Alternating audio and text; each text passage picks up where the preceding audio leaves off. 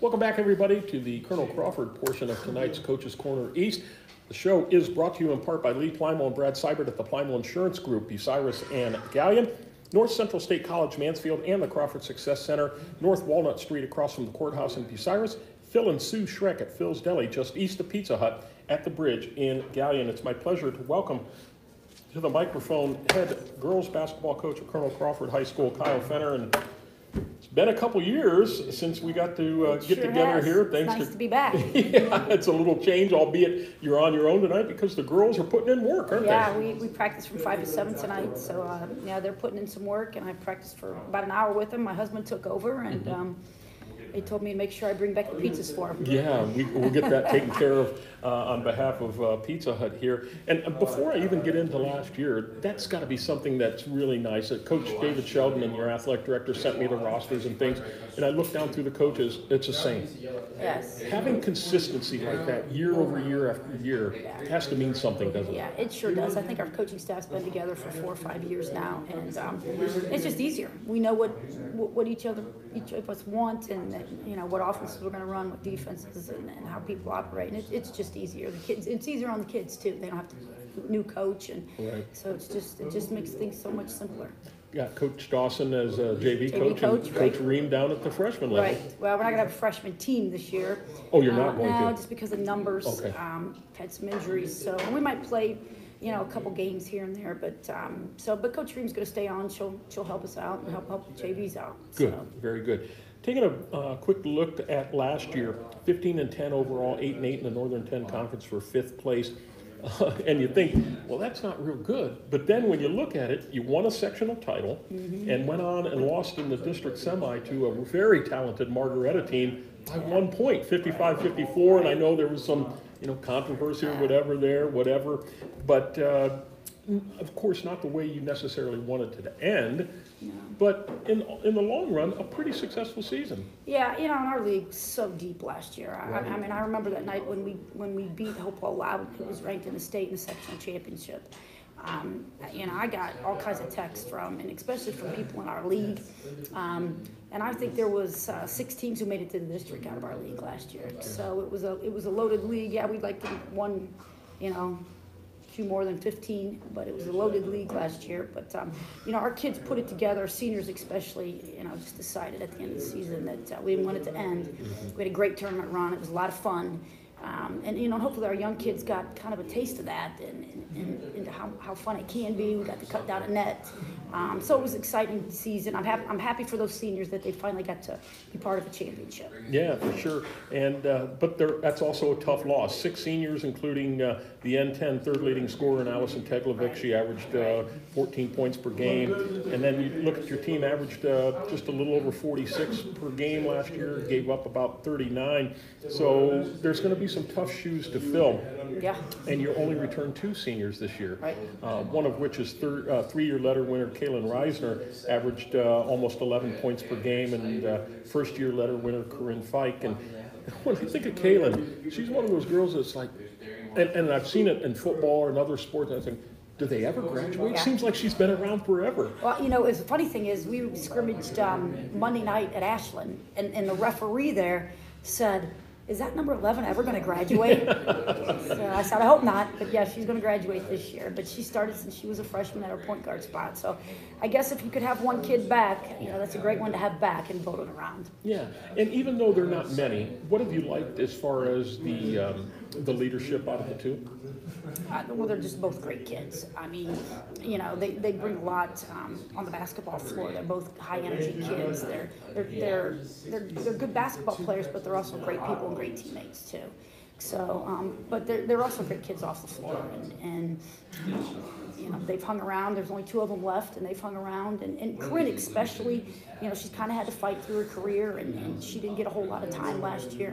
And I'm happy that she stayed with it because she's going to be a part of what we want to do this year. Yeah, for sure. So. Then there's just one lone junior, first-year letter winner in Mallory Plesac. And so you think, really, you have 3 upperclassmen that really have any real taste of varsity experience. Is that a big concern?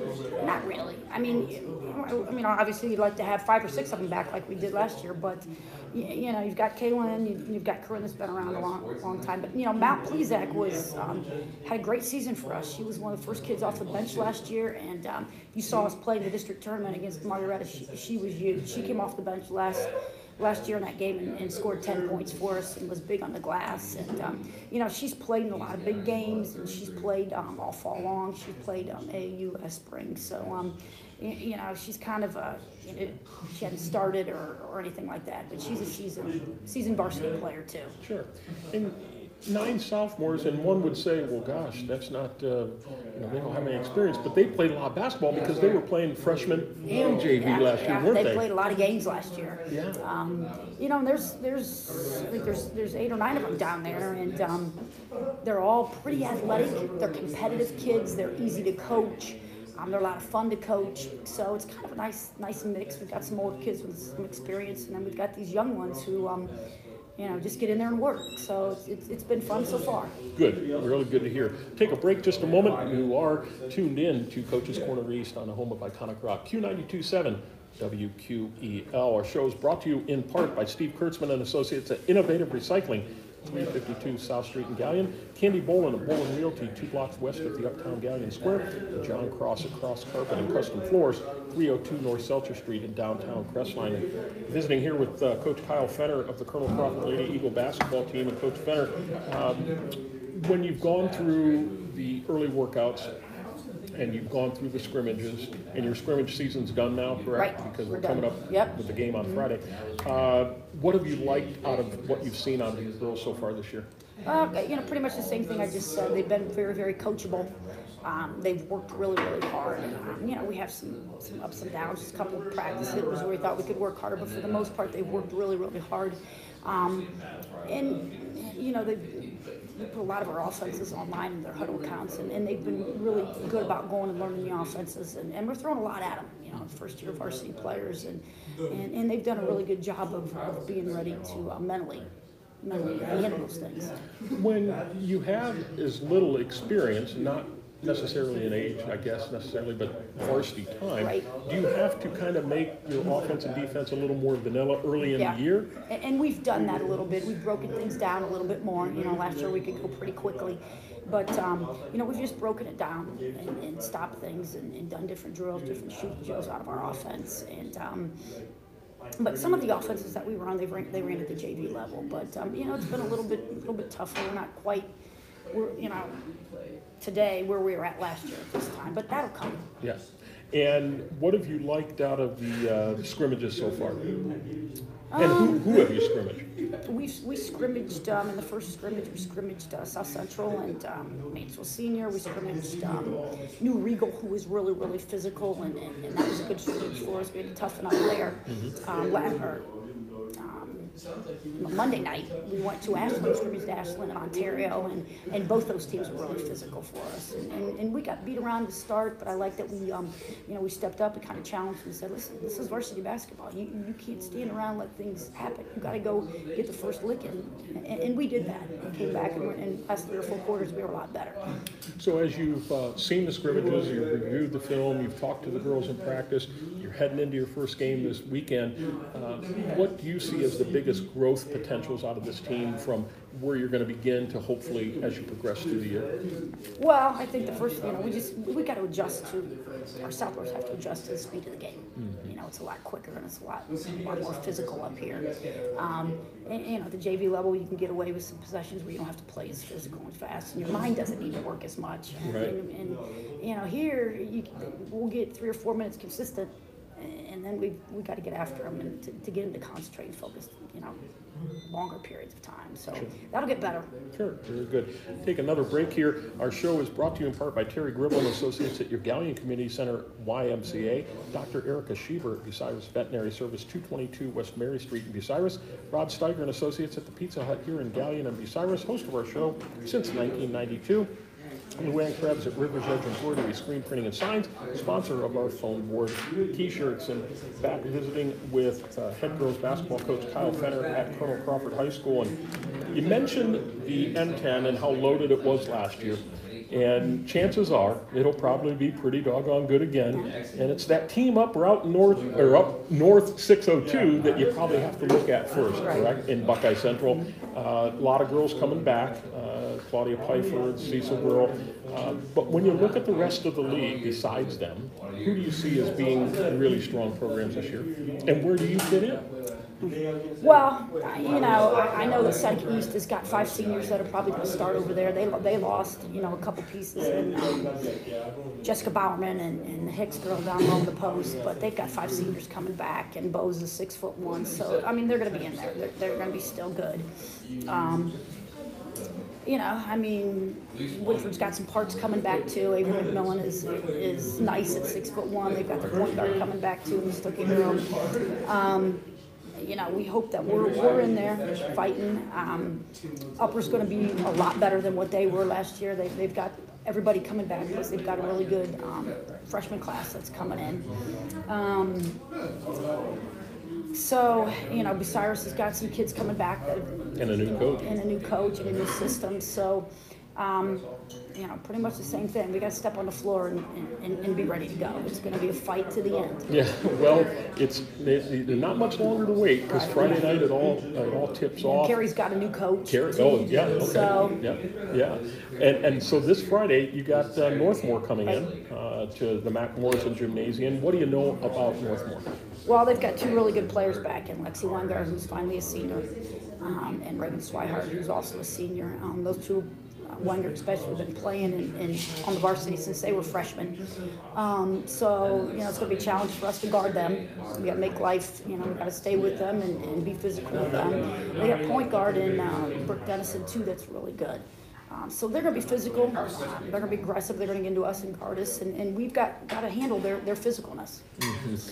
And they have a JV team as well? So they do, they do, right. Game in, Mm-hmm. Good. And that's great. Yeah. Although you always wonder how the girls or guys in their games, how they react with crowd, because a lot of these girls, even though they did play some JV last year, not going to be used to it, and you wonder how when the lights come on and there wasn't big crowds last year either. Right, that's right. So you wonder, it's gonna be fun. I'm anxious to see, how we're gonna react. There'll be nerves at first, and there should be nerves. But usually when the ball goes up in the air, it settles down, and they'll figure it out. They're competitors. Yeah, for sure. When I was looking at your other non-league schedule, in addition to a really solid N10, it almost looks like, I think we'll play the Firelands Conference as well, because you almost got everybody nailed there. New London, Plymouth, Crestview, Western, and Monroeville. That only leaves St. Paul and Mapleton and South Central, and you already scrimmaged South Central. So when you put that together, do you do a lot of talking with David Sheldon on these are the kind of teams we want to play? Well, yeah, you do. He asked me. Dave Sheldon is very good about that. He always comes to me and says, who do you want me to pick up? Because we had to pick up 2 new teams because Ridgedale got out. Because of Ridgedale getting out, that's right. So we had to pick up 2 new teams. I think one of them was Mount Gilead. I think the other one was maybe Crestview.